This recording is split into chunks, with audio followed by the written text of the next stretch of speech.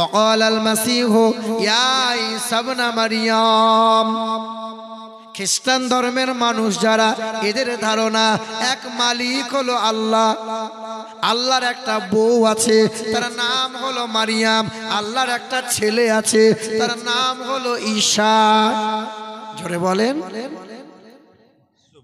এটা ইহুদি গেল, এটা খ্রিস্টান গেল।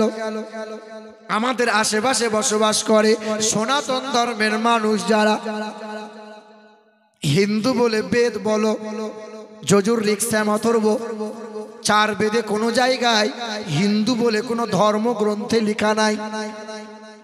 বেদিক ধর্ম, বেদান্তবাদী, সনাতন ধর্ম, সনাতন ধর্মের মানুষ যারা, এরা বিশ্বাস করে মালিক অনেকগুলো, গুণে শেষ করা যায় না। লোহা লক্করের মালিক হলো বিশ্বকর্মা। ছেলে মেয়ে দেবে কে? শিব দুর্গা। বিদ্যার মালিক কে? সরস্বতী। রুজির মালিক কে? লক্ষ্মী।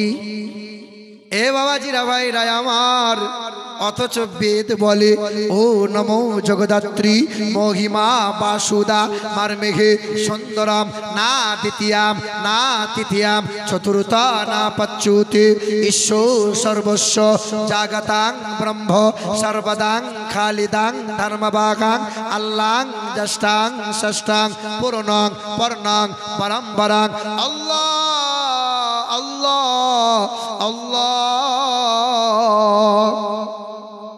বেদে লেখা তিনি দ্বিতীয় হবেন না, তৃতীয় হবেন না, তিনি চারটা পাঁচটা হবেন না, তিনি এক অদ্বিতীয় লা শারীকা লাহ।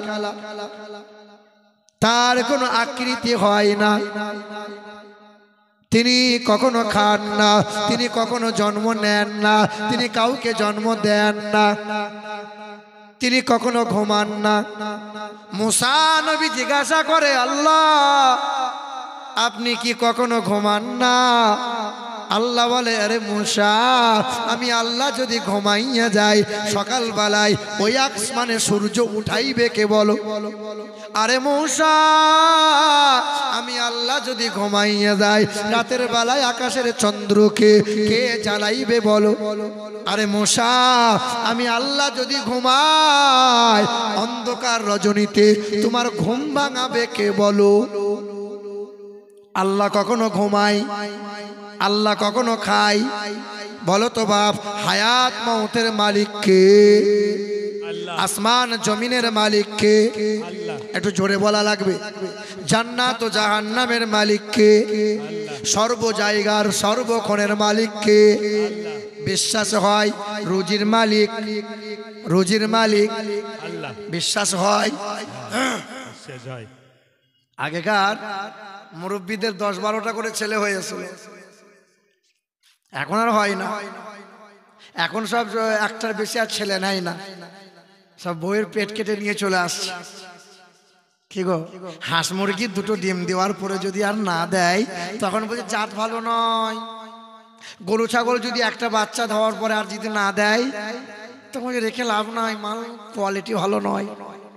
আমার তোমার ঘরের বিবি বাচ্চার যে একটা বাচ্চা নেওয়ার পরে আর নিলে না। হ্যাঁ, অমিত শাহ কদিন আগে বলছিল যে মুসলমানরা খুব বাচ্চা নিচ্ছে বলে এই দেশে মুসলমানদের সংখ্যা বেড়ে যাচ্ছে।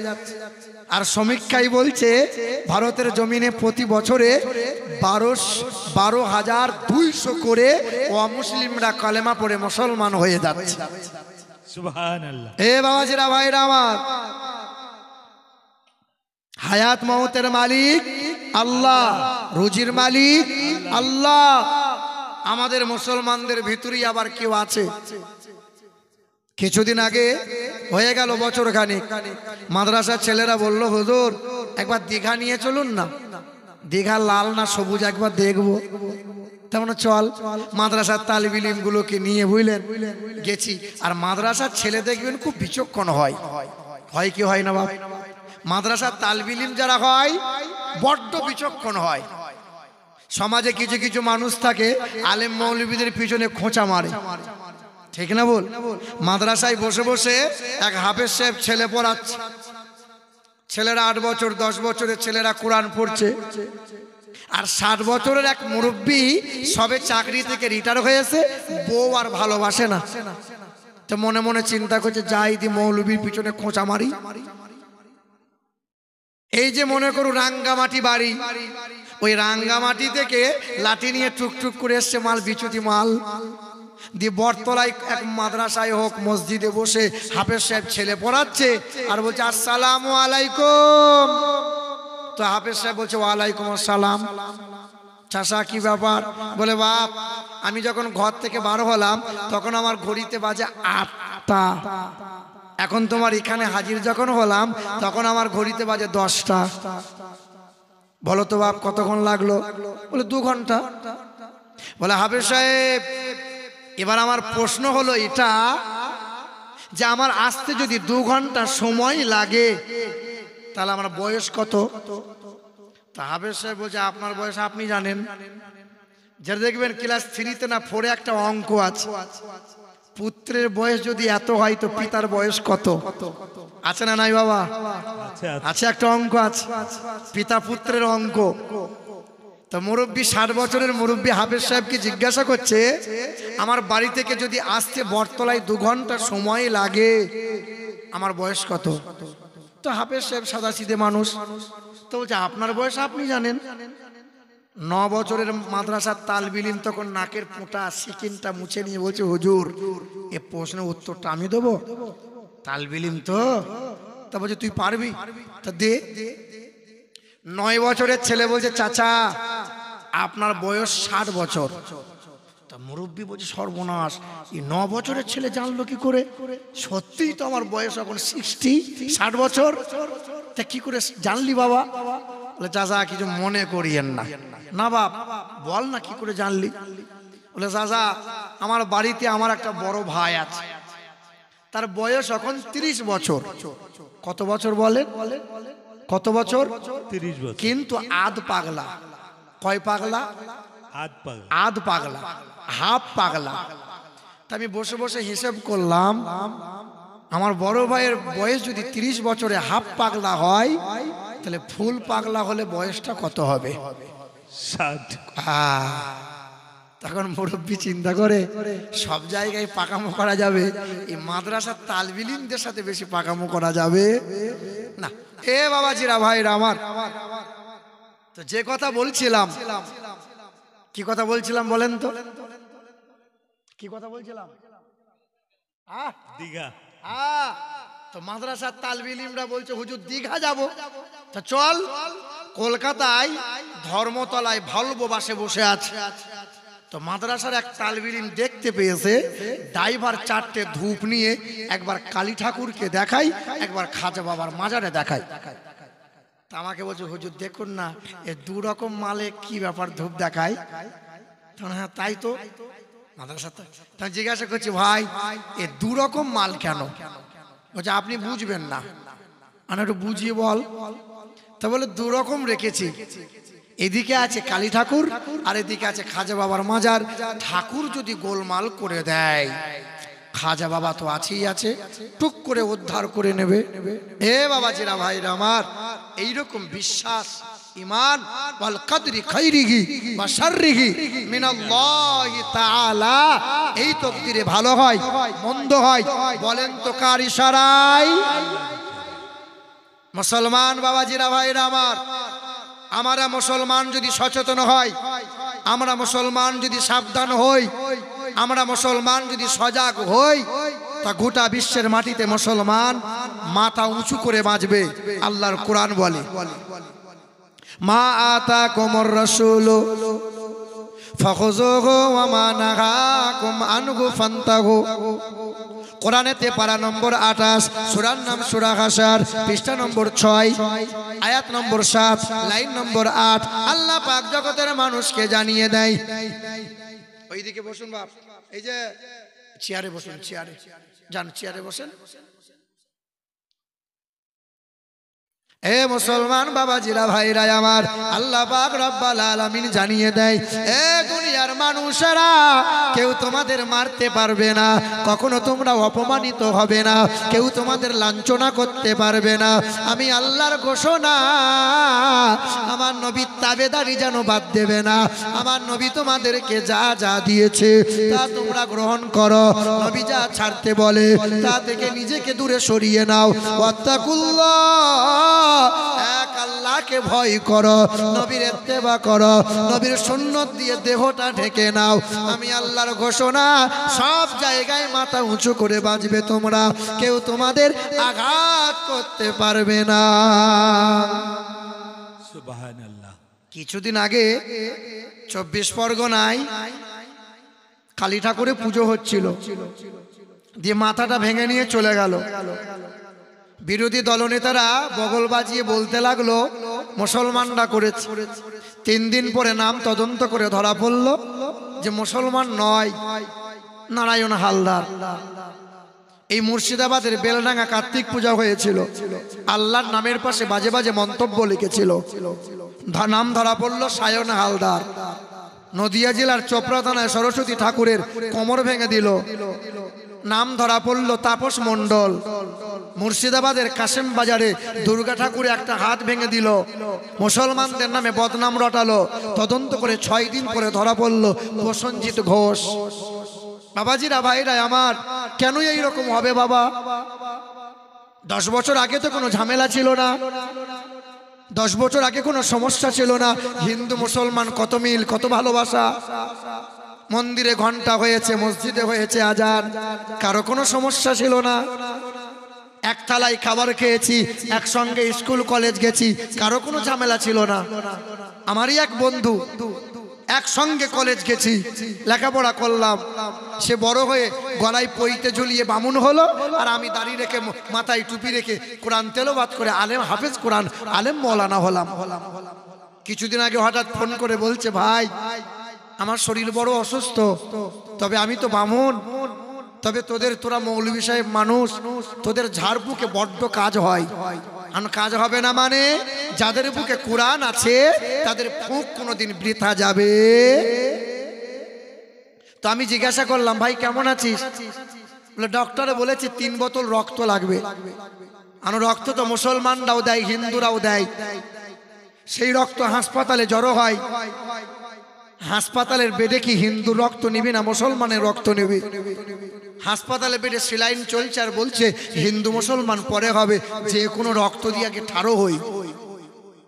দেখেননি গ্যাসের সিলিন্ডারে আমাদের ঘরের বউ মারা গোমাংস রান্না করে, আমিষ রান্না করে, গ্যাসের সিলিন্ডারে গ্যাস শেষ হয়ে যাওয়ার পর ভারত কোম্পানি ইন্ডিয়ান কোম্পানিতে যখন চলে যায়, গ্যাস ভরে সিল করে, আচ্ছা ওই কোম্পানি তারা কি গঙ্গা জল দিয়ে ধুয়ে দেয় যে এরপরে সিলিন্ডারটা হিন্দু পাড়াই যাবে, কোনো ছুঁই ছুঁই হয় না, তাতে কোনো অসুবিধা নাই।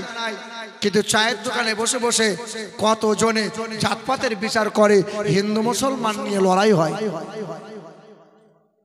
মুসলমান বাবাজিরা, ভাইরা আমার, এ সোনামণি মা বোনেরা, 1929 সাল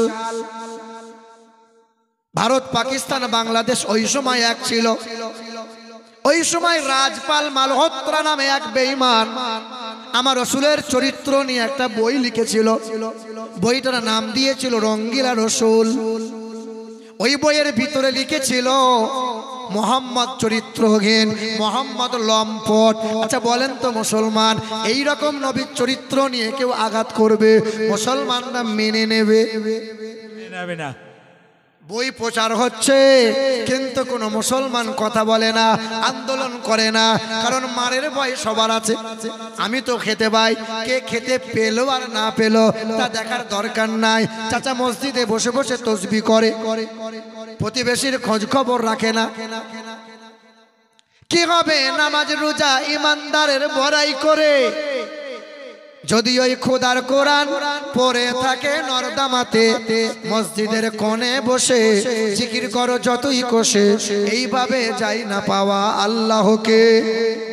কি হবে বেঁচে থেকে অযথা বিদ্যা শিখে, যদি না করতে পারো শোষণবিহীন সমাজটাকে? হক কথা বলা লাগবে কি লাগবে না? সৎ কাজ করো, সৎ কাজের আদেশ করো, অসৎ কাজের নিষেধ করো। নিজে জাহান্নামের আগুন থেকে বাঁচো, পরিবারকে জাহান্নামের আগুন থেকে বাঁচানো লাগবে। ওই সময় বাজারে যখন বই প্রচার হয়ে গেল, ইলমুদ্দিন বলে 20 বছরের নওজোয়ান যুবক, হাফেজে কোরআন ছিল, সেনাই ছিল 30 পারা কোরআন, বাজারে গিয়েছিল, মা সবজি কিনতে পাঠিয়েছিল, বাজার থেকে বই কিনে নিয়ে এসে বলল, মা এই বইয়ের ভিতরে আমার নবীকে গালমন্দ করেছে। 3 দিন হয়ে গেল, ছেলে আমার খায় না, ঘুমায় না। জনম দুঃখিনী মা বলে, সন্তান আই বাবা, খাবার কেন খাস না? বলে, মা কেমনে খাই, কেমনে ঘুমাই? আমার রাসূলুল্লাহর চরিত্র নিয়ে বই পাঠ প্রচার হয়, কেউ আন্দোলন করে না। মা বড় নেককারিনী ছিল, তাই তো সন্তান আল্লাহওয়ালা। মাটি ভালো হলে গাছ ভালো হয়, গাছ ভালো হলে ফল ফলন ভালো হয়, কারখানা ভালো হলে কারখানা প্রোডাক্ট ভালো হয়। মা বাপ যদি নেককার নেককারিনী হয়, সন্তান হবে নেককার। তেঁতুল গাছ লাগাইয়ে আমের আশা করিও না, রাত দিন সিরিয়াল দেখে, হিন্দি গান শোনে, আর বলে আমার ছেলে যে হবে বড় হুজুর হবে। তো ছেলে এড়ে গরু তৈরি হবে, বড় হুজুর হবে? রাত দিন তো হিন্দি গান সিরিয়াল, বেহায়া, মুখের ভাষা খারাপ। এ মুসলমান, কিছু কিছু বাপরা বলে, হুজুর আমাদের সমাজের ছেলেরা বাপ মাদেরকে খেতে পড়তে দেয়। কেমনে দেবে? ছেলে তো মানুষ করা লাগবে বাপ। ছেলে যখন বড় হলো, আবার এই ছেলেকে বিয়ের কাছে টাকার বিনিময়ে বিক্রি করে দিলে, তপন এলাকার মানুষ ভালো যে ছেলে বিক্রি করে না। আমাদের বর্ধমান জেলায় 2-4 লাখ টাকা না হলে এড়ে গরু বিক্রি হয় না। আদেশ করিল আল্লাহ পবিত্র কোরআনে, বিবাহ করিও যত আদম সন্তানে। কোরআনে আদেশ আল্লাহ যদি না করিত, আরে মানুষের বংশ সব ধ্বংস হয়ে যেত। কিন্তু হাই বর্তমানে হইতেছে এমন, বেটির বিয়েতে বেটার বাপ নিচ্ছে কত পণ। কেউ বা নিচ্ছে সোনা দানা, কেউ বা টাকা কড়ি, কেউ বা নিচ্ছে জমি জায়গা, কেউ বা নিচ্ছে বাড়ি। আবারও কত বাপজি বলে দেখি নেব না কোপন, আর বেটা বেটি সাজিয়ে দিকে বিয়াই আপন। টাকার বেলায় সাধু সাজে, জমির বেলায় চোর। আর বর্তমানে কিছু বেটার বাপ এমনি হারাম খোর। চোর লোকে চুরি করে অন্ধকার হলে, চোর লোকে চুরি করে অন্ধকার হলে, আর বেটার বাপ চুরি করে দিনেরই আলোতে। হাই রে বেটার বাপ তুমি এমনি লোভী হলে, আর টাকার বদলে বেটা বিক্রিও করিলে। এ বাবা, 2 অপরাধ করে মরিও না। 1, ছেলের বিয়েতে পণ নিও না। 2, হক মেরে খেও না। ভাইয়ের হক, বোনের হক মেরে হজ করো না বাবা। তাহাজ্জুদের নামাজ পড়ে জান্নাত পাওয়ার আশা করিও না। জান্নাত নাই, নাই। জান্নাত কি নানির বাড়ির গোয়াল ঘর পেয়েছো? বড় ভাই সাদাসিধে মানুষ, ছোট ভাই আব্বাকে নিয়ে, আব্বা চলো ডাক্তারখানা যাব। কোথায়? গঙ্গারামপুর। ডাক্তারখানা যাওয়ার নাম করে রেজিস্ট্রি অফিসে গেছে। বড় ভাইয়ের সব সম্পত্তিগুলো লিখে নিয়ে একদম পেট মোটা করে ফেলেছে। পরের বছরে হজ করতে গিয়ে সস্তা একটা জুব্বা কিনেছে, আর 4 হাতের তসবি কিনেছে। মাথায় ঘুমটা কেটে রাস্তায় হাঁটে, সুবহানাল্লাহ সুবহানাল্লাহ। পাড়ার লোক বুঝে ফেরেশতা যাচ্ছে, ফেরেশতা।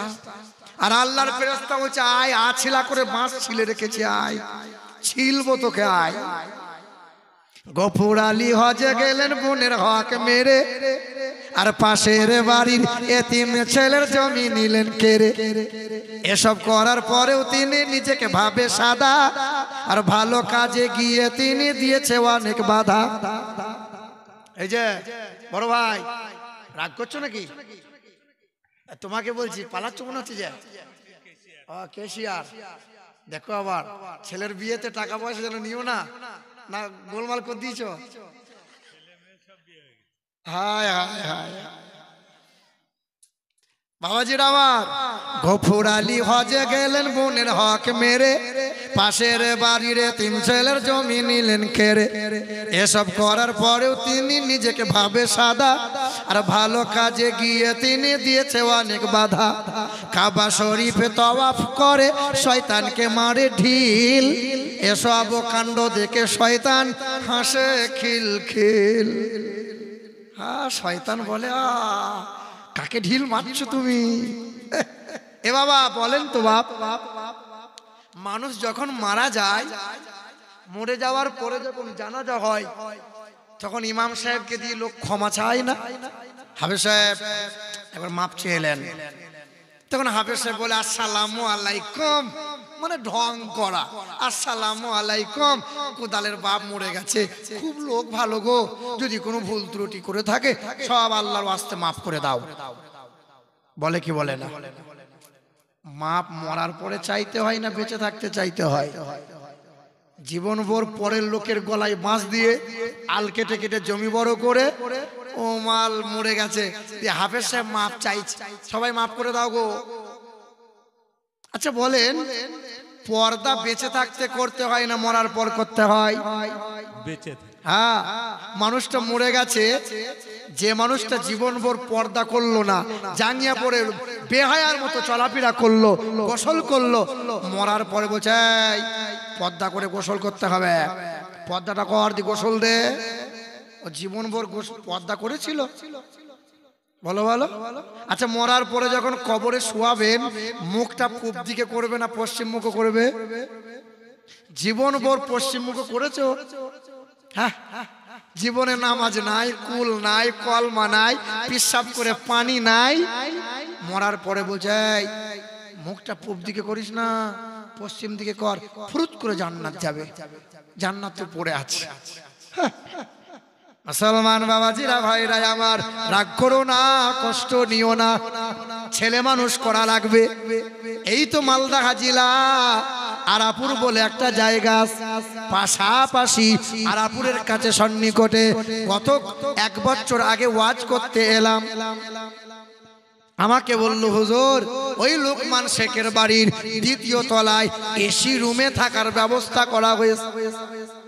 গিয়ে দেখছি হুজুররা সব রান চিবোচ্ছে, মুরগির রান, কলিজা ভুনা, মাছের মাথা ভাজা, আর কত রয়েছে ভাজা ভাজা। আমার পাশে একটা রয়েছে হনু রাজা, আর মৌলবীরা খায় আর হাত তুলে বলে আল্লাহ, লোকমান শেখের 3 ছেলে আয়োজন করেছে এত খাবার, আল্লাহ লোকমান শেখের 3 ছেলে 5 তলায় যেন আটকাই না, ফুরুত করে যেন জান্নাতে চলে যায়, কেউ যেন কোনো রকম ফেঁসে যায় না। খুব দোয়া করছে মৌলবীরা, কারণ খেতে পেলে তো দোয়া অটোমেটিক হবে। কি বলছেন বলেন? গরিবের বাড়িতে দোয়া সেই রকম হয়, আর ধনীর বাড়ির দোয়া একটু আলাদা হয়। দেখেন ধনী মানুষ 3 ছেলে, বাপ মরে গেছে, দিয়ে ঘরে একটু দোয়াখানি করাচ্ছে, আর লোক হু হু করে আসছে, শেষের বেলায় মৌলভী সাহেব দোয়া করছে, হব্বানা হব্বানা। খুব মৌলভী সাহেব রব্বানা রব্বানা করছে আর চোখের পানি ফেলছে। ফেরেশতা বলছে সর্বনাশ, যার বাপ মরেছে সে লোক গুনে গুনে বেড়াচ্ছে, কটা লোক হলো রে, খাবারে কুলবে তো, আর যার বাপ মরে নাই সে মৌলানা কেঁদে তো ভাসিয়ে দিচ্ছে, ব্যাপারটা কি? মৌলানা মনে মনে চিন্তা করে আল্লাহ মাল ভালো, পাটি ভালো, মাল দেবে ভালো, যদি একটু করতে পারি, গরম গরম মাল, পকেট গরম। কি বলছেন বলেন?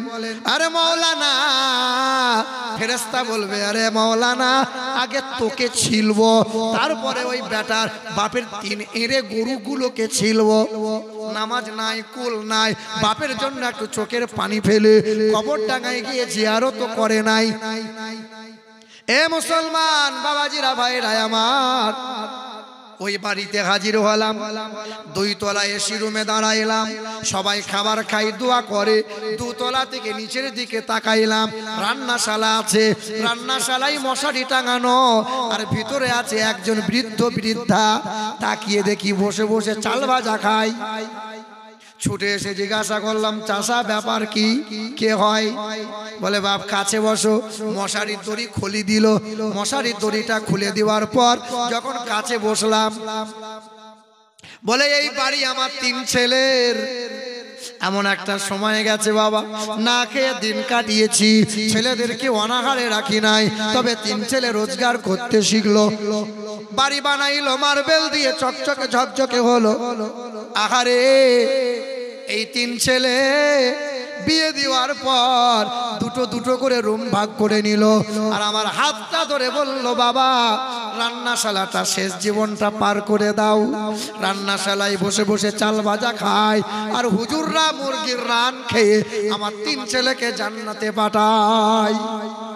কি মনে হয়, বড় হুজুর যদি এসে দোয়া করে ও 3 ছেলে জান্নাত যাবে? বলো বলো। আরে মা বাবার দোয়াতে হক্কানি ওলি হয়, পীর হয়, মা বাবার দোয়াতে আলেম হয়, হাফেজ হয়, মা বাবার দোয়াতে ডাক্তার হয়, মাস্টার হয়, প্রফেসর হয়, বড় ব্যবসায়ী হয়, কোটিপতি হয়। বাপ মাকে কষ্ট দিয়েছো যারা, তাহাজ্জুদের নামাজ পড়লেও জান্নাত নাই। মা বাপকে কষ্ট দিয়েছো যারা, এই পৃথিবীতে ধ্বংস হবে তারা। মুসলমান বাবাজিরা, ভাইরা আমার, আমার নওজোয়ান যুবকেরা, ইলমুদ্দিন বলে নওজোয়ান যুবক ছেলে, 20 বছর বয়স, লাইন ভুলে যাবেন না বাবা। 20 বছরের নওজোয়ান যুবক ছেলে মাকে বলল, মা কেউ আন্দোলন প্রতিবাদ করে না। মা বলে, খোকা যা, প্রতিবাদ একাই কর। নওজোয়ান যুবক বড় একটা ছুরি নিয়েছে, কোমরে কাপড়ের মাঝে লুকিয়ে নিল, পা পা করে দৌড়ে গেল, রাজপালের দরজার সামনে দাঁড়াইল। রাজপাল বারো, রাজপাল সামনে এলো। রাজপাল, আমার নবীর চরিত্র নিয়ে বই লিখলে, কেন আমার নবীকে চরিত্রহীন বললি? বলে, বেশ করেছি। এটা জবাব, বেশ করেছি। কিছুদিন আগে মেদিনীপুরে কাঁথি বলে একটা জায়গা আছে, ওই কাঁথি এলাকায় 180 ঘরের মানুষের বাস, মধ্যখানে 30 ঘর মুসলমান বাস করে। যেমন আপনার সমাজে এইখানে ক ঘর? এই বাজারে 8-9 ঘর, 10 ঘর হবে। 30 ঘর মুসলমান বাস করে। চেয়ে চিনতে চাঁদা করে আদায় করে মসজিদ বানিয়েছিল। 5 বার আজান হয়, সমস্যা ছিল না। এই তো 7 মাস আগের ঘটনা। সকালবেলায় গিয়ে দেখছে মসজিদের মাইকটা ভেঙে দিয়ে পালিয়ে গেছে। এ কাজ করলো কারা? কপালে তিলক কেটে মূর্খের দল এসে বলল, এ কাজ আমরা করেছি, কি করবে করো। মুসলমানরা বলল, বাবা গায়ের জোর বেশি দিন থাকে না রে বাবা। নমরুদ বলে বেঈমান ছিল, গোটা বিশ্বকে শোষণ করেছিল নমরুদ। ওই নমরুদ বলেছিল আল্লাহকে মার্ডার করব। ঠিক না ভুল বলেন? ওই নমরুদ 800 বছর বেঁচে ছিল। নমরুদ বলেছিল আল্লাহকে মার্ডার করব। সুখে খেতে খেতে যখন ভূতে ধরে গেল, আল্লাহ বলল দাঁড়া। আল্লাহর গজব নামিয়ে দিল। 400 বছর মশার কামড়ের যন্ত্রণায় খোদার গজবে পড়ে গেল, মাথা ফেটে গেল, নাক দিয়ে মশা বেরিয়ে গেল। ওই মশা বলেছিল আল্লাহ গোটা বিশ্বকে শোষণ করলো নমরুদ, শায়েস্তা করে দিয়েছি। মুসলমান ভাইরা আমার, ইতিহাস ভুলে যেও না। বেঈমান আবরাহা বলে এক বাদশা ছিল, বলেছিল ইসলামের নাম নিশানা মুছে দেব, আল্লাহর কাবা ঘরকে ধ্বংস করে দেব। হস্ত বাহিনী, সৈন্য সিপাহী নিয়ে কাবার পাশে দাঁড়িয়েছিল। বেঈমান আবু জেহেল কাবা ভেঙে দেবে। ওই সময় আল্লাহ বলেছিল, হে ঝাঁক ঝাঁক পাখি, তোমরা কাঁকড় ফেলে দাও। জমিন থেকে কাঁকড় নিয়ে ফেলে দিয়েছিল। 1 গ্রামের কাঁকড় পড়তে দেরি, কুইন্টাল কুইন্টাল ওজন হতে দেরি হয় নাই। জালিমের দল ধুলোর সঙ্গে মিশে গিয়েছিল। গায়ের জোর সব দিন চলে বাবা? খবর নিয়ে দেখো না কতজন গায়ের জোর দেখিয়েছিল। আজ বেটা নরম, গরম ছিল এককালীন, আর ঠান্ডা হয়ে গেছে এখন। মুসলমান ভাইরা আমার, বেঈমান রাজপাল মালহোত্রা বলল বেশ করেছি, করেছি। ইলমুদ্দিন আল্লাহর বান্দা, 30 পারা কোরআন আছে বুকে। এই নওজোয়ান ছেলেটা করলো কি? ছুরিটা বার করলো, শত মানুষের সামনে রাজপালের বুকের মধ্যে গেঁথে দিল। রাজপাল লটকে পড়ে গেল। ওই বেঈমান যখন মারা যায়, আল্লাহর বান্দা ইলমুদ্দিন গ্রেফতার হয়ে গেল, জেলে বন্দী হয়ে গেল। ফাঁসির অর্ডার দিয়েছিল 20 বছরের ছেলের ফাঁসি হবে। হাসতে হাসতে ফাঁসির মঞ্চে দাঁড়াই, জিজ্ঞাসা করলো শেষ ইচ্ছা কি তোমার? বলে আমার শেষ ইচ্ছা, বুকে আছে 30 পারা কোরআন, তবে ওই কোরআনটাকে নিয়ে আসো, একটু চুমা দেবো। কারণ কোরআন চুমা দিলে স্বভাব, দেখলে স্বভাব, হাত বোলালে স্বভাব, কোরআন বুকে আঁকড়ে ধরলে স্বভাব, কোরআন পড়লে স্বভাব, কোরআন শুনলেও স্বভাব। আল্লাহর বান্দা ইলমুদ্দিন কোরআনে চুমা দিয়ে ফাঁসির মঞ্চে দাঁড়িয়েছিল। কালো কাপড় পরিয়ে দিল, জাল্লাদ গলায় দড়িতে ফাঁস দিল। সময় হয়ে গেল, আল্লাহর বান্দার চেহারা ঝুলে গেল, ইন্তেকাল হয়ে গেল। বাড়ি নিয়ে গেল, গোসল দেয়া হলো, কাফন পরানো হলো। লাখ লাখ মুসলমানেরা জামায়াত হয়ে গেল। জানাজা সমাপ্ত হয়ে গেল। জানাজা সমাপ্ত হয়ে যাওয়ার পর আল্লাহর বান্দা ইলমুদ্দিন যখন তার কবর হলো, সবাই কবরের কাছে গিয়ে চোখের পানি ফেলে দোয়া করলো, আল্লাহ ইলমুদ্দিনকে তুমি নাজাত দিয়ে দাও, আল্লাহ ইলমুদ্দিনের কবরটা জান্নাতের বাগান বানাইয়ে দাও।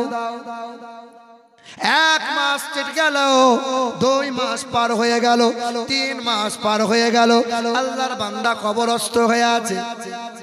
পুলিশ প্রশাসন হাজির হলো, কবরটা খনন করা হবে, লাশ উঠানো হবে, তদন্ত করা হবে, পোস্টমর্টম করা হবে। কবরটা খনন করা হয়। হাজার হাজার মানুষেরা নাকে মুখে কাপড় দিয়ে দাঁড়িয়ে দেখছিল। লাশের তো দুর্গন্ধ বার হওয়া কথা, কিন্তু না না, চেহারার লোম চুল খসে নাই, চামড়া ফোলে নাই, মাংস ফেটে নাই, কাপড়ের কাপড় ময়লা হয় নাই। আল্লাহর বান্দা আল্লাহর জন্য, নবীর জন্য জীবন দিয়েছিল, বুকে ছিল 30 পারা কোরআন। তাই তো আল্লাহ পাক কবরটা জান্নাতের বাগান বানিয়ে দিয়েছিল। আল্লাহ পাক চেহারা সহ গোটা কবরের মাটি সুগন্ধময় করে দিয়েছে। যারা কবরের মাটি খুঁড়ছিল, তারা এই মাটি আপনার করলো কি, এই মাটি পকেটে নিল। এত পরিমাণে সুগন্ধ, কারণ ইসলামের জন্য জীবন দিয়েছিল। 20 বছরের নওজোয়ান মুসলমান। এই গত বছর দুর্গা পূজা হলো, মেদিনীপুরের চন্দ্রকোনা বলে একটা জায়গা আছে। মেদিনীপুরের যেখানে আলু বিখ্যাত, আলু আলু পশ্চিম মেদিনীপুর চন্দ্রকোনা। এই দুর্গা পুজোর আগের পূজা, এক দাসের ঘরের ছেলে, ডবল এমএ কমপ্লিট ওয়ালা ছেলে, শিক্ষিত, দুর্গা পুজোর সব মন্ত্রগুলো শিখেছে। সকালবেলায় নবমীর দিন স্নান টান করে ঠাকুরের সামনে বসে আছে। তো জিজ্ঞাসা করছে, হ্যাঁ রে তুই এখানে আবার কি করবি? বলে এতদিন বামনটা পূজা করেছে, পুজোটা এবার আমরা করব। ব্রাহ্মণরা জানতে পেরে সব জড়ো হলো। বলে দাসের ঘরের ছেলে, তোরা নিচু জাত, নিচু জাতরা আবার মন্দিরে আসে না? মন্দিরে কোনো চান্স নাই, বার করে দাও। ছেলেটা মন খারাপ করে বেরিয়ে গেল। ছেলেটা যখন বার হয়ে গেল, এই ছেলে জুম্মার দিনে মসজিদের সামনে গিয়ে দাঁড়ালো। মসজিদে মাস্টার ঢোকে, ডাক্তার ঢোকে, প্রফেসর ঢোকে, কাঁধে কাঁধ মিলিয়ে নামাজ পড়ে। লিবার, রাখাল, চাকর, গরিব, ফকির, কালো ফর্সা, খোদার ঘর মসজিদে কোনো ভেদাভেদ, উঁচু জাত নিচু জাত, গরিব ধনী, আরবি বিহারি, বাঙালি গুজরাটি, এসবের কোনো নাই। অমুসলিম ছেলে, চিন্তা উদয় হয়ে গেল। হিন্দু ঘরের ছেলে জুম্মার নামাজ বাদ ইমাম সাহেবকে বলল, ইমাম সাহেব আমার নাম সুকুমার দাস, আমি দাসের ঘরের ছেলে, আমি ডবল এমএ করেছি, আমি বেদ পুরাণ পড়তে পারি, আমাকে আপনার ধর্মের কোরআনটা একবার পড়াবেন, আমি কোরআনটা শিখবো, কোরআনটা পড়বো। বলে হিন্দু ঘরের ছেলে তোরা তোরা আবার কেমনে কোরআন পড়বি রে? বলে না, আমার মন চাইছে কোরআন পড়বো। হিন্দু ঘরের ছেলে কোরআন পড়বে, আর মুসলমানের ঘরের ছেলে রাত দিন মোবাইলে খোঁচা মারবে। বলো বলো, এ সাংঘাতিক বালা। দেখেন এই মোবাইল, কত হাফেজের হাফেজগিরি চলে গেল এই মোবাইলের কারণে। কত ঘরের বৌমা 5 বছর 10 বছরের ছেলে রেখে দিয়ে পরের হাত ধরে পালালো এই মোবাইলের কারণে।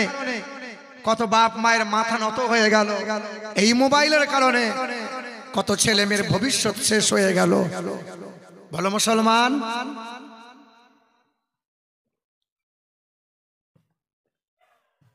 এ নওজোয়ান যুবকেরা, দাসের ঘরের ছেলে বলল, হুজুর আমাকে কোরআন পড়া শিখান। বলে বাবা এক কাজ কর, পিশাব করে জল নে, কারণ তোদেরই ধর্মগ্রন্থে লেখা আছে নিরিপলিঙ্গ ছিদ দেশ নম কোটি শনি নম মং মাদাবতি ইত্যাদিবতা করন্তে প্রকৃতিরিতা বিরশনাং ভাক্ষায়েত সাদা বেদা শস্ত্রে শ্রীতা। অপবিত্র থেকে বাঁচো বাবা, পিশাবের ছিটা থেকে বাঁচো, আর ওই মহামানবকে মানো যে মহামানব পৃথিবীতে যখন এলো লিঙ্গচ্ছেদ নিরুপলিঙ্গচ্ছেদ খাতনা করা অবস্থায় পৃথিবীতে এলো, যিনি মানুষকে পবিত্রতার কথা বলে, ওই মহামানবকে মানো। বেদের ভাষায় লেখা আছে। দাসের ঘরের ছেলে গরম মৌসুমে রাতের বেলায় গোসল করে যায়, ইমাম সাহেবের কাছে বসে আলিফ বা তা শুরু করে দিল। 1 মাস পরে, 2 মাস পরে, 3 মাসের মধ্যে কোরআন পড়া শিখে নিল। পার্টি, পঞ্চায়েত নেতা, মন্ত্রী, পুলিশ প্রশাসন হাজির হলো। সবাই একটা কথাই বলে, এই ছেলেটা ইসলামের পক্ষে কথা বলে, হিন্দু বিরোধী কথা বলে, ছেলেটাকে এলাকা থেকে বের করে দাও।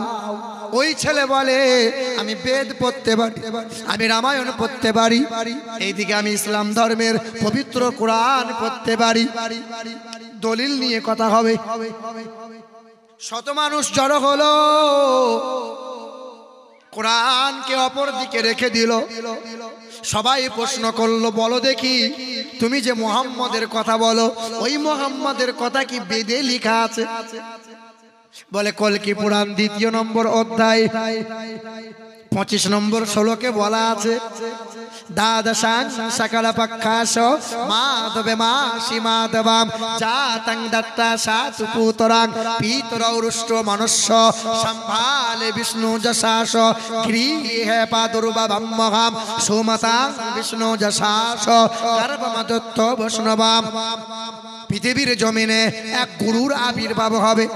তিনি একটা ধর্মের গুরু হবেন না, তিনি হবেন জগৎ গুরু, তিনি হবেন বিশ্বের মহান নেতা। আসবেন তিনি মাধব মাসে, মাধবে মাসে মাধবাম। আসবেন তিনি মাধব মাসে, রবিউল আউয়াল মাসে। আসবেন তিনি দ্বাদশ তিথিতে মানে 12 তারিখে। আসবেন তিনি সাম্বালা শহরে মানে শান্তিময় মরুভূমির বারুল চরে। আসবেন তিনি পুরোহিতের ঘরে মানে উচ্চ বংশে। আসবেন তিনি পৃথিবীর বড় গোত্রে মানে হাসিম গোত্রে। আসবেন তিনি কুরাইশ বংশে। বাবার নাম হবে বিষ্ণু যশা, বাংলা করলে হবে আল্লাহর দাস, আরবি করলে হবে আব্দুল্লাহ। মায়ের নাম হবে সুমতি, বাংলা করলে হবে সুন্দরমন সত্যপ্রিয়া, আরবি করলে হবে আমেনা। বেদের পাতায় লেখা আছে জগৎ গুরুর কথা। ইন্দ্রজোনা উপস্রোত আম সন্তা সরতি শতপতি মারমেঘে সুন্দরাম মঙ্গলম নরসংসা, তার নাম হবে নরসংসা। নরসংসার বাংলা করলে হবে প্রশংসিত। তিনি এমন একজন হবেন, নাম হবে তার মুহাম্মদুর রাসূলুল্লাহ, যিনি জীবনে কখনো কোনোদিন একটাও মিথ্যা কথা বলেন নাই। সুবহানাল্লাহ। তিনি এমন একজন মহানবী, জীবনে কখনো কোনোদিন মিথ্যা কথা বলেন নাই। এই হাত বা জবান দিয়ে মানব অথবা দানবের সঙ্গে কখনো দুর্ব্যবহার করেন নাই। এই হাত দিয়ে কখনো বিনা কারণে গাছের ফল ফুল পাতা ছেড়েন নাই। তিনি এমন একজন বিশ্বের মহান নেতা, যিনি জীবনে কখনো কোনোদিন কালো মানুষ বলে দূরে সরে দেয় নাই। তিনি কোনোদিন গোলাম বলে কাউকে নিচু জাত বলে দূরে ঠেলে দেয় নাই। তিনি হলেন কল্যাণকর্তা, মানব জাতির মুক্তির দাতা, জানাবে মুহাম্মদুর রাসূলুল্লাহ। বলে এটা বেদের গেল, কোরআনে আল্লাহ জানিয়ে দিল। কোরআন শরীফের পারা নম্বর 29, সূরার নাম সূরা কালাম, আয়াত নম্বর 3, পৃষ্ঠা নম্বর 3, লাইন নম্বর 14, ওয়া ইন্নাকা আলা খুলুকিন আযীম। আবার কোরআন পাকে জানিয়ে দিলেন পারা নম্বর 17, সূরার নাম সূরা আম্বিয়া, আয়াত নম্বর 110, পৃষ্ঠা নম্বর 10, লাইন নম্বর 6। আল্লাহ পাক জানাইলেন পারা নম্বর 28, সূরার নাম সূরা জুমআ, আয়াত নম্বর 2, হুয়াল্লাযী ফিল উম্মিয়িনা রাসূলাম মিনহুম ইয়াতলু আলাইহিম আয়াতিহি ওয়া ইউযাক্কিহিম ওয়া ইউআল্লিমুহুমুল কিতাবা ওয়াল হিকমা। পৃথিবীতে একজন গুরু আসবেন।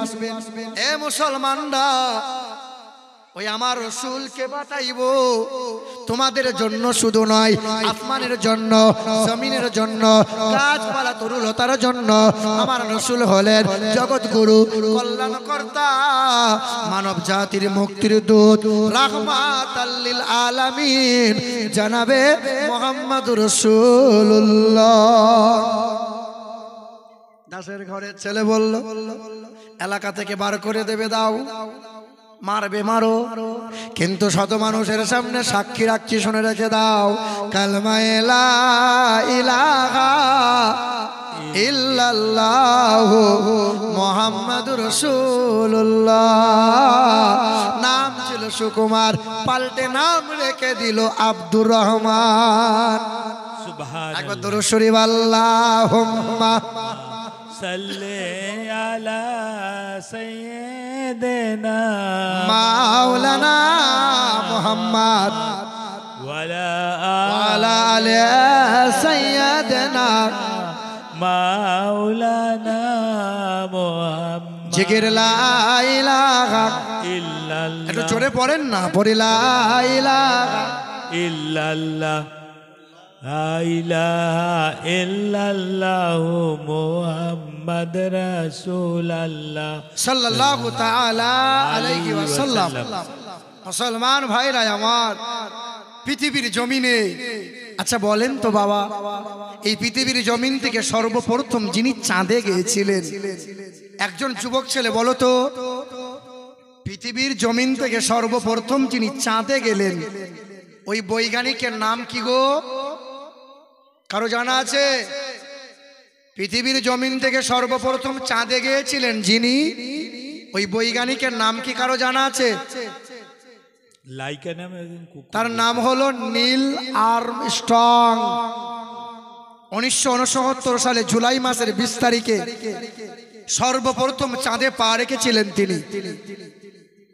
দেন দুনিয়ার বাদশাহ হাবিবে কিবরিয়া জনাবে মুহাম্মদ সাল্লাল্লাহু আলাইহি ওয়াসাল্লামের জন্য তিনি বলেন, যখন সাংবাদিকরা প্রশ্ন করলো, স্যার আপনি যে চাঁদে গেলেন, তো চাঁদের কি তথ্য পেলেন? বলে, আমি যখন চাঁদে গেলাম, চাঁদে কোনো অক্সিজেন নাই, চাঁদের মাটিতে কোনো উর্বরতা নাই, তবে চাঁদে কালো রেখা, কালো দাগ পেলাম, কালো রেখা, একটা দাগ দেখতে পেলাম। সাংবাদিকরা প্রশ্ন করেছিল, স্যার আপনি যে চাঁদে কালো দাগ পেলেন, এই দাগটা কিসের জন্য, এটা কি জানা আছে? ওই বৈজ্ঞানিক 6 মাস রিসার্চ করেছিল, ওই বৈজ্ঞানিক বলেছিল কোরআন পড়লাম, বাইবেল পড়লাম, জিন্দাবাস্তা আমি রিসার্চ করলাম, ইকতারাবাতিস সাআতু ওয়ান শাক্কাল কামার। আমি রিসার্চ করে জানতে পারলাম পৃথিবীর এক মহান নেতা এই জমিন থেকে ইশারা করেছিলেন, যার এক আঙ্গুলের ইশারায় আকাশের চাঁদ দু টুকরো হয়েছিল, আবার তারই আঙ্গুলের ইশারায় আকাশের চাঁদ জোড়া লেগেছে। আজও চাঁদে দাগ আছে, কিন্তু রাসূলুল্লাহর চরিত্রে বিন্দু মাত্র কোনো দাগ নাই। সুবহান। আল্লাহর কোরআন বলে, এ দুনিয়ার মানুষেরা, পৃথিবীতে যদি মাথা উঁচু করে বাঁচতে চাও রে বান্দা, এক হলো মুহাম্মাদুর রাসূলুল্লাহ, আর দ্বিতীয় হলো কালামুল্লাহ। এই দুটো সম্পদ যেন কখনো তোমরা ছাড়বে না। এক মুহাম্মাদুর রাসূলুল্লাহ, দ্বিতীয় কালামুল্লাহ। আচ্ছা বলেন তো বাবা, পৃথিবীর দুশ্মনেরা মসজিদ ভেঙে দিচ্ছে, মাদ্রাসাগুলো গুঁড়িয়ে দিচ্ছে। আচ্ছা পৃথিবীর সব দুশ্মনরা যদি চক্রান্ত করে কোরআনগুলোকে বস্তায় ভরে আর নদীতে যদি বস্তায় ভরে ভরে ভাসিয়ে দেয়, পৃথিবী থেকে কোরআন হারিয়ে যাবে কিনা বাবা? যাবে না। পৃথিবীর সব কোরআন যদি এক জায়গায় জড়ো করে আগুনে পুড়িয়ে দেওয়া হয়, পৃথিবী থেকে কোরআন মুছে যাবে? যাবে না। যদি আগুন লেগে ধ্বংস হয় তাও যাবে না। যদি আগুন লেগে ধ্বংস হয় পৃথিবীর সব বইয়ের দোকান, আরে বিশ্ব থেকে হারাবে না পবিত্র কোরআন। বলো কেমন করে করবে ধ্বংস তোমার আগুনের তেজ? আরে বিশ্বে ভরা লক্ষ লক্ষ আছে কোরআনের হাফেজ। সুবহানাল্লাহ। আচ্ছা বলেন তো বাবা, এই কোরআন মোটামুটি ওজন কতটা হবে? ওজন কতটা হবে বাবা বলেন? 1 কিলো হবে? আল্লাহ বলে 7 আসমান 7 জমিন তার চাইতেও ভারী হলো আল কোরআন। লাউ আনজালনা হাযাল কুরআন আলা জাবালিল লারাইতা খাশিয়া মুতাসাদ্দিআম মিন খাশিয়াতিল্লাহ। আবার আল্লাহ বলেন, ইন্না আরাদনাল আমানাতা আলাস সামাওয়াতি ওয়াল আরদ। কোরআনেতে পারা নম্বর 22, সূরার নাম সূরা আহজাব, আয়াত নম্বর 72, লাইন নম্বর 12, পৃষ্ঠা নম্বর 6। সন্দেহ হলে কোরআন খুলে দেখতে হয়। আল্লাহর কালাম জানিয়ে দেয়, আমি আমার কালাম আমানতকে আসমান তোমাকে দিতে চাই, জমিন তোমার কাছে রাখতে চাই। পাহাড় বলো তুমি আমার কালামের দায়িত্ব নেবে বলো। পাহাড় বলেছিল না আল্লাহ, এর এত ওজন আমি ভারসাম্য বজায় রাখতে পারবো না। আসমান বলেছিল পারবো না, জমিন বলেছিল পারবো না। আচ্ছা বলেন, আল্লাহ পাকের এক বান্দা আল্লাহ রসুল বলেছিল, আল্লাহ তোমার কালামকে যদি আমার প্রতি দাও আমি কোনোদিন ফেলবো। 10 বছরের ছেলে বলছে, আব্বা ওই 50 কিলো ধানের বস্তাটা আমার মাথায় চাপিয়ে দাও। কত কিলো বস্তা? 50। আচ্ছা 50 কিলো ধানের বস্তা যদি 10 বছরের ছেলেকে চাপিয়ে দেওয়া হয়, নিয়ে যেতে পারবে বাবা? তুলতে পারবে বলেন? পারবে? কথা হ্যাঁ হু বলেন না, পারবে? 10 বছরের ছেলে তো বারবার জিদ করেছে, দাও না বাবা। তা আব্বা বলেছে ছেলের মাথায় ছেলের মাথায় 50 কিলোর বস্তা চাপিয়ে দিয়ে ছেলেটা দরজার সামনে নামিয়েছে। ছেলে বলল, আব্বা তুমি যে বললে পারবে না, তা আমি তো নিয়ে এলাম। তো বাবা বলে, খোকা ওই বস্তার নিচেই আমার দুটো হাত ছিল বাবা, বস্তার নিচেই আমি হাত দিয়ে ধরেছিলাম, তাই তো বস্তা আলগা ছিল, সহজ ছিল। কোরআনের এত ওজন, বান্দা কেমনে নেবে, কেমনে বুকে আঁকড়াবে? আল্লাহ বলে, বান্দা কোরআনের তলায় কুদরতি হাত রেখে দিয়েছি আমি আল্লাহ। জোরে বলতে পারলেন না সুবহানাল্লাহ? আচ্ছা বলো বাবা, এই মোবাইলে গুগল ম্যাপ আছে না নাই? আছে। আমি যখন এলাম আমার কমিটির ছেলেকে বললাম, বাবু কাকে জিজ্ঞাসা করব বটতলা কোথায়? তুমি এক কাজ করো, আমার মোবাইল লোকেশন পাঠাও। লোকেশন ধরে ধরে চলে এলাম। আপনি বর্ধমান যাবেন, কলকাতা যাবেন, এই মোবাইলে লোকেশন বার করবেন, কাউকে জিজ্ঞাসা করতে হবে না। মোটরসাইকেলে যান, চার চাকায় যান, হেঁটে যান, এই গুগল ম্যাপ আপনাকে পৌঁছে দেবে। মক্কা যাবেন, মদিনায় যাবেন, যেখানে যাবেন পৃথিবীর কোনায় কোনায় এই গুগল ম্যাপ আপনাকে পৌঁছে দেবে। আল্লাহর কোরআন বলে, বান্দা সামান্য গুগলের ম্যাপ যদি পৃথিবীর কোনায় কোনায় পৌঁছাতে পারে, আমি কোরআন তোমাকে জান্নাত পর্যন্ত পৌঁছে দেবো। সুবহানাল্লাহ। জোরে হবে না সুবহানাল্লাহ? সুবহানাল্লাহ। একটু জোরে বলেন নারে তাকবীর, আল্লাহু আকবার, নারে তাকবীর, আল্লাহু নারে রিসালাত। রাসূলুল্লাহ। শোনার শুকর বন্ধুরা আমার, আল্লাহ বলে দুই সম্পদ ছাড়বি না, এক মুহাম্মদুর রাসূলুল্লাহ, দ্বিতীয় কালামুল্লাহ। এই কোরআনের সঙ্গেও অনেক জনা বেয়াদবি করতে চেয়েছিল।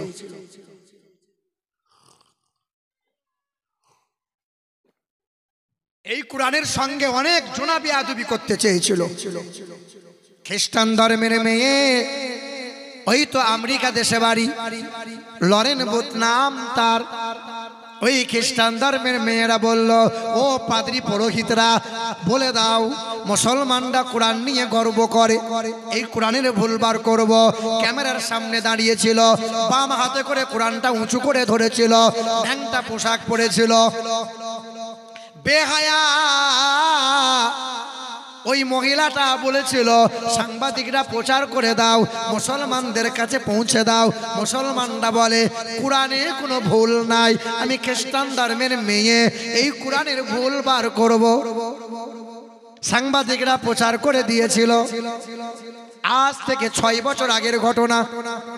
এ মুসলমান নওজোয়ান যুবকেরা, খ্রিস্টান ধর্মের মেয়েটা কোরআনটা পড়তে লাগলো, কোরআনের ভুল বার করবো বলে 1 মাস পার হলো, 6 মাস পার হলো, 1 বছর হয়ে গেল, 1.5 বছর হয়ে গেল, 2 বছর হয়ে যাওয়ার পর ওই মহিলাটা ক্যামেরার সামনে দাঁড়িয়েছিল। সাংবাদিকরা প্রশ্ন করেছিল, ম্যাডাম কোরআনের কোন জায়গায় ভুল পেলে বলো। খ্রিস্টান ধর্মের মেয়ে বলেছিল, এই কোরআন এমন একটা মধুর কোরআন, আমি এই কোরআনটা ভুলবার করতে গিয়ে 1 বার পড়লাম, 2 বার পড়লাম, 5 বার পড়লাম, আহারে মনে মনে হলো আর তো ভুল পাই না, মানে কোরআন তো আর পড়ার দরকার নাই। কিন্তু পড়তে পড়তে পড়তে পড়তে এত মধুর লাগলো যে 2 বছরে এই কোরআনটা 52 বার আমি খতম করে দিলাম। সুবহানাল্লাহ। কতবার? জিজ্ঞাসা করেন আমার ঘরে বৌমা, আমার ঘরে বোন, আমার ঘরে ভাবিকে বছরে কয়বার কোরআন পড়ে ওরা? রমজান মাস না এলে কোরআন খোলে না, সারা বছর কোরআন পড়ে না, রাত দিন শুধু মোবাইল নিয়ে পড়ে আছে, রাত দিন শুধু মৌলভী সাহেবের কাছে ঝাড়ফুঁক নিচ্ছে, অথচ ঘরে কোরআন পড়ে না। তবে আমাদের ঘরে মা বোনরা একটা জিনিস জানে ভালো, স্বামীকে কি করে বশ করতে হয়। 2-4 মাস সংসার বিয়ে হয়েছে, 2-4 মাস যেতে না যেতে স্বামীকে বশ করে নিয়েছে। ছেলে বলছে, আব্বা আলাদা হব। আলাদাই তো বলেন নাকি? আলাদাই তো বলেন। জুদা বলে, জুদা হব। বাপ বলছে, হ্যাঁ রে আমি বাপ, জুদা হবি মানে? বলে, আমার বউ বলেছে জুদা না হলে থাকবে না, তাই আমি আমার বউকে কথা দিয়েছি তোকে কোনোদিন ছাড়বো না। বাপ মাকে ছেড়ে দেবো কিন্তু তোকে। এ বাবা, আমার নিজের জীবনে একটা এরকম ঘটনা ঘটেছিল। এক মহিলা এসে, মানে ওয়াজ করে বসে আছি, এক মহিলা এসে বলছে, হুজুর তাবিজ একটা দেন তো। আমি কি তাবিজ? স্বামীকে বশ করব। আমাদের বাজ পড়াটা না কথা শোনে না, আমাদের সাপে খেকো কথা শোনে না, এটা তাবিজ একটা আপনি দেন। আমার স্বামী হই। দেখবেন যে বাড়িতে মেয়েদের কথা চলে বেশি, ওই বাড়িতে অশান্তি আর আগুন জ্বলে বেশি। যে বাড়িতে মেয়েদের কথা কম, ওই বাড়িতে শান্তি আছে, রহমত আছে। কি বলছেন বাবা? যারা মৌলভী সাহেব তাবিজ দিচ্ছ, যারা ব্যবসা করছো যারা করো বাবা, কিন্তু ওই তাবিজ দেওয়ার আগে মেয়েদের মুখটা বন্ধ করে দিও। মেয়েদের মুখ বন্ধ করা তাবিজ জানা আছে তোমাদের? তা আমাকে বলছে হুজুর তাবিজ দেন। থাম, এইরকম একটা কাগজ বুলের মোটা করে এইভাবে কালো সুতায় বেঁধেছি। বাঁধার পরে বললাম এই তাবিজটা জীবনে খুলবি না। আমি তো জানি তাবিজে কি লিখেছি, কিছুই নাই। দিয়ে আমাকে বলছে হুজুর গলায় নেবো না হাতে নেবো? কেন গলায়ও নিতে হবে না, হাতেও নিতে হবে না। বলে হুজুর স্বামীর বালিশ দিলে কাজ হবে না? মানে স্বামীর বালিশে আগে দিয়েছিস নাকি? বলে বালিশের তলায় 7 বার ঢুকিয়েছ, কাজ হচ্ছে না। আমি বললাম এই তাবিজ বালিশেও দেওয়া লাগবে না। স্বামী যখন মাঠঘাট হাট বাজার ব্যবসা করে বাড়ি ফিরবে, আগে তুই ছুটে গিয়ে বলবি আসসালামু আলাইকুম, দিয়ে তাবিজটা নিয়ে এইরকম দাঁতে করে টিপে ধরে থাকবে, মুখের ভেতরে টিপে। যতক্ষণ স্বামী ঘরে থাকবে ততক্ষণ তাবিজ তোর মুখে থাকবে, তাবিজ কিন্তু ফেলবি না। 40 দিন পরে ফোন করে বলছে হুজুর আসসালামু আলাইকুম। আলাইকুম কে? বলে আমি সেই সে। মানে কি ব্যাপার? বলে আপনি তো পীর সাহেব। মানে কি করে বুঝলি? বলে আপনার তাবিজে সাংঘাতিক কাজ, স্বামী আর ঝামেলা করে না। মানে করবে কি করে? তোর তো মুখ বন্ধ করে দিলাম। কথা বুঝতে পারলেন না? এ আমার মা বোনেরা, তবে পুরুষদের চাইতে মেয়েদের মর্যাদা বেশি বেশি বেশি। দেখবেন পুরুষদের ধৈর্য কম। যখনই আর 1 ঘন্টা হবে দেখবেন ধীরে ধীরে খালি হতে থাকবে পুরুষদের। কি বলছেন বলেন? অধৈর্য।